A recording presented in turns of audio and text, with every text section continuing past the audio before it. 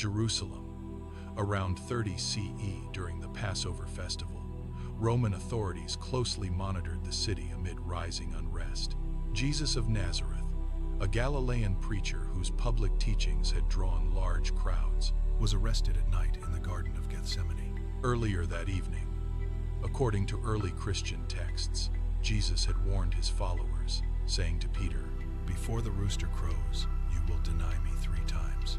After the arrest, Jesus was taken to the courtyard of the high priest. Peter followed at a distance and sat among the guards by a fire. When a servant girl identified him and said, "You were also with Jesus of Galilee," Peter replied, "I do not know him." Questioned again by others, he repeated the denial twice more.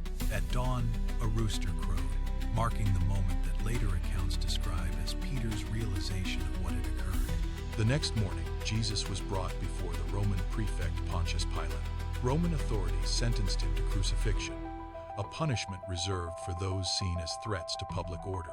Jesus was taken outside the city to Golgotha, where he was executed. According to the Gospel accounts, during the crucifixion he said, "Father, forgive them, for they do not know what they are doing."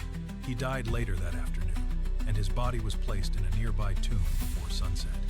3 days later, followers of Jesus reported that the tomb was empty. They claimed that Jesus had risen from the dead, a belief that became central to the emerging Christian movement. These reports circulated rapidly among his followers in Jerusalem and Galilee. Weeks later, near the Sea of Galilee, early Christian texts describe an appearance of Jesus to his disciples. In this account, Jesus addressed Peter directly, asking him 3 times, "Do you love me?"